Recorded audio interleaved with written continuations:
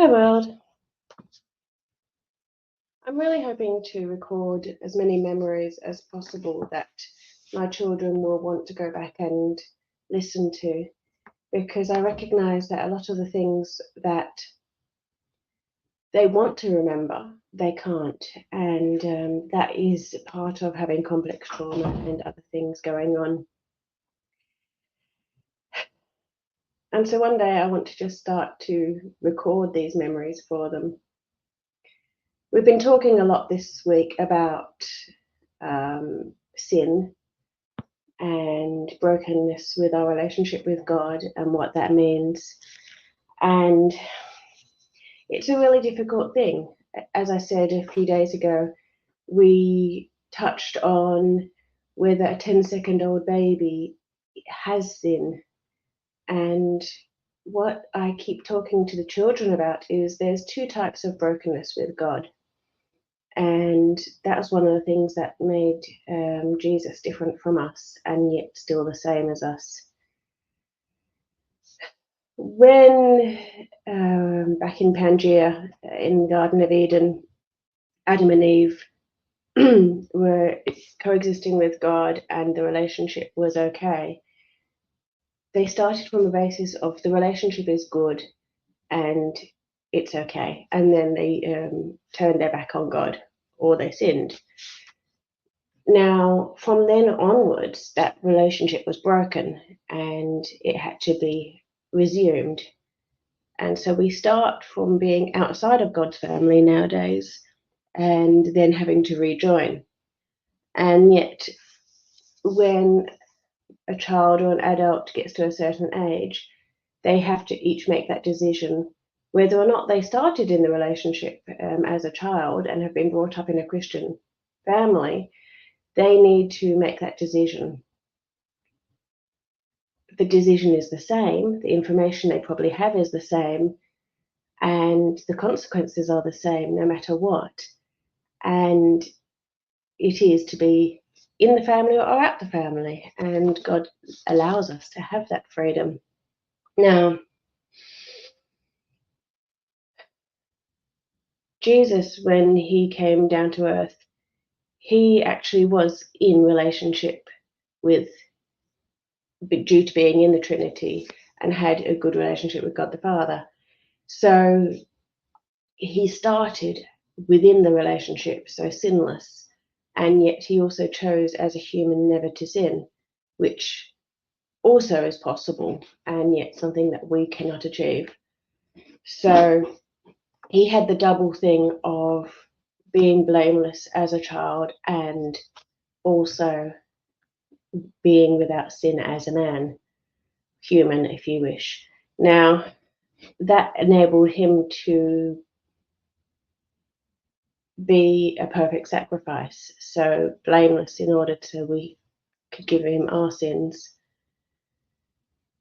Where does that leave us in terms of, are we sinful as we are born?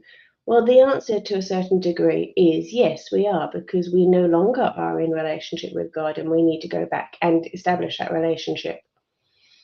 Yet we do see in the Bible that God is just and God is merciful while being just, and also is able to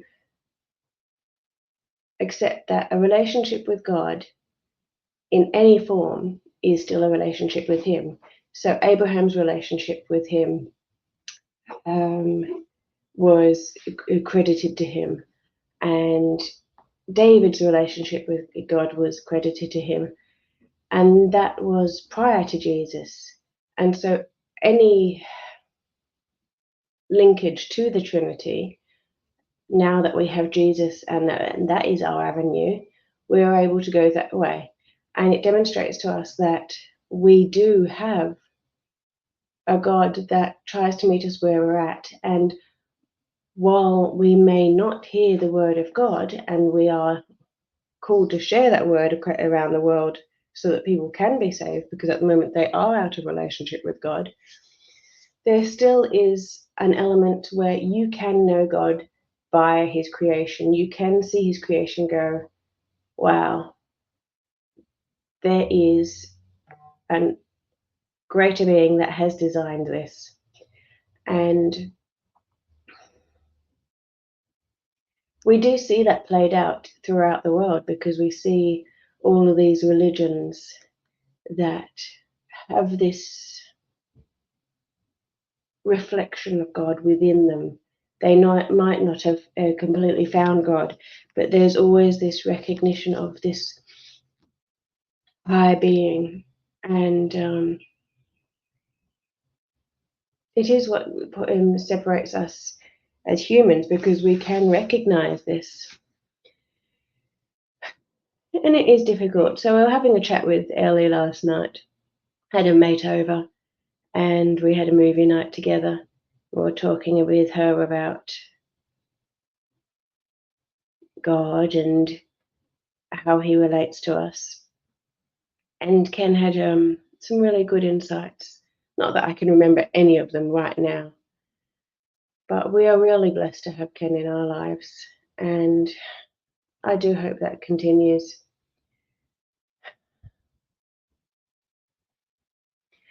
I've been thinking a lot about many memories of the kids' past, of all the times that we just spent that only I will be able to remember, and they are fading for me as well. And it reminds me of the futility of life, and that is okay, and that life on earth has, to a certain extent, purely been designed, A, to give God glory, but B, for our joy. And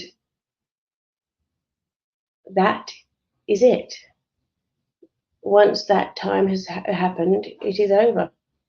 And I see the things that we've done in the past, and I've flicked through some memories in my journal today, especially of ones from about 10 years ago. And it's interesting because I recognize that perception is everything as well. So I can see the situation that was happening at the time through my notes, but the pain as well that I was suffering, and the wrong interpretation that I'd made out of it, and how I've grown since then. So we were talking about Stockholm Syndrome last night with Ken, whether it be in a bad relationship, whether it be in the kidnapping situation, and whether, even if you know that you've got an issue like that, whether it's still classed as Stockholm Syndrome, and all these weird things like that. And it just makes me more driven to make sure that I find a way for the children to be able to perceive their reality with as much joy as possible. We were looking at Bear last night, and over the last couple of years, particularly due to a toxic situation that he's in, he has lost a large chunk of his joy. He has become unable to see past things, and so pulled in so many different directions. And it's a constant in his life that he doesn't get a break from it. And he's forgotten how to really, really just relax and be happy. The only time that he can actually be happy lately is if I ban him from being on the computer or anything, and force him to be outside, which he absolutely hates, or force him to watch a movie, or force him to spend time doing other things. And he complains bitterly about it. But it's the only time that, from small moments, that he forgets himself and laughs and giggles and runs around, and then remembers, and once again goes back to hating it. And it's such a hard thing to witness.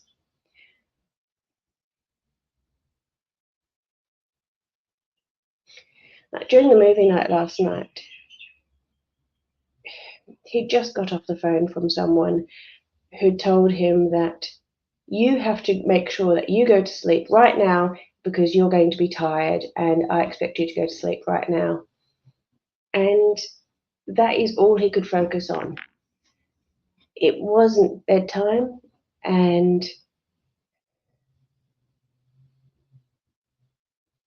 he normally won't go to sleep when he's told, but this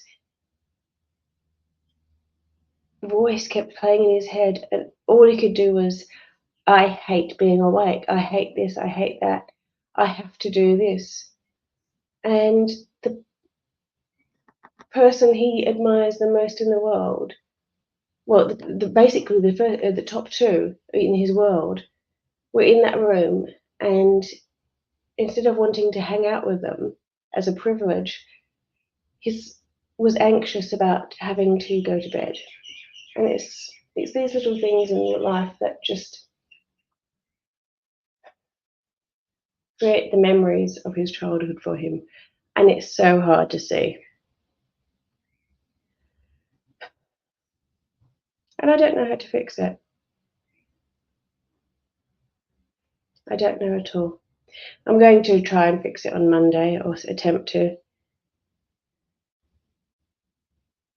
But this one's definitely a God situation. I'm in a little bit of pain today, not as much as the other day, but I've got a significant burn about this long. I don't know how long that is, maybe 25 centimetres and 15 centimetres wide. And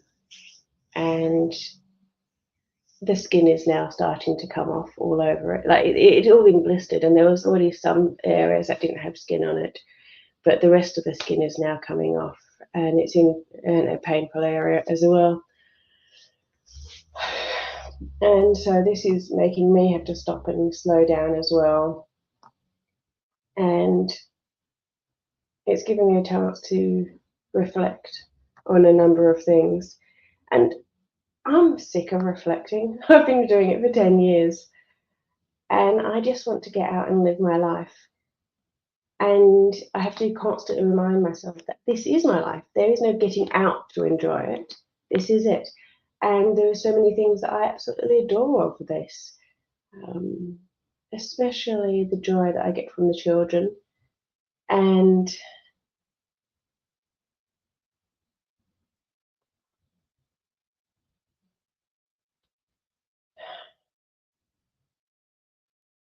I just want to have an impact on the world and on other people. It plagues me when I do something that hurts people, and it will plague me for many years, very acutely. And that is something that I've learned to try and adjust to, and I still haven't worked on it to the full extent of what I need to. But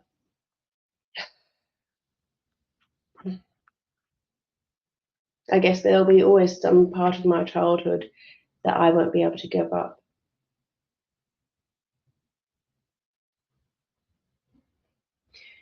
I was talking the other day to someone who said, maybe you're the one that's on the spectrum.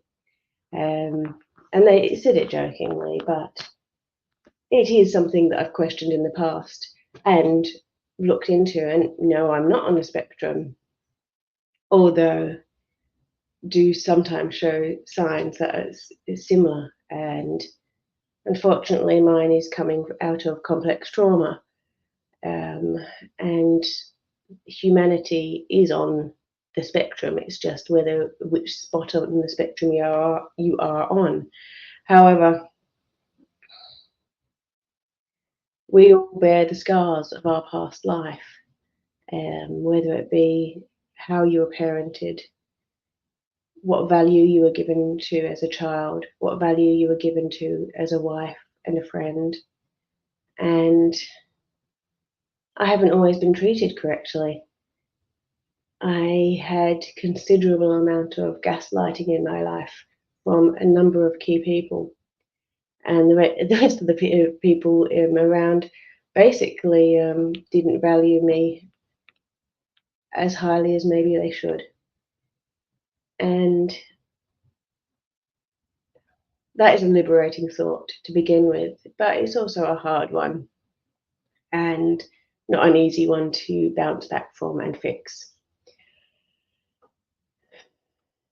And it's not an easy one to stop handing it down in generations. So unless I can find enough value in myself, whether it be from God or from others or just purely from myself, then that will get handed down to my children. And I see that. And I see how they allow people to treat them so badly. But I also see a strength in them that I never had, that I've been working on to help them build, but I still pass on my brokenness. I really am scared what the future holds for my children. Once upon a time, their dad said he didn't want children because of what the future would be like. I don't believe that's actually why he said that, but it used to make me reflect. And now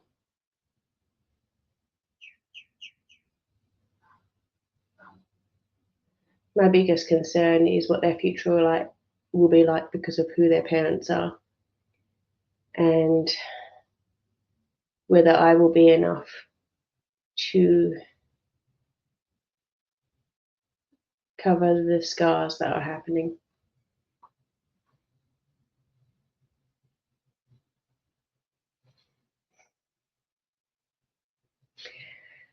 The court system is screwed up in Australia, is all I have to say. It's done for the best. It's been created like that because of well-intentioned people most of the time, but it is very, very screwed. I'll leave it there for now. Thank you for listening to me. God bless you, and Torah.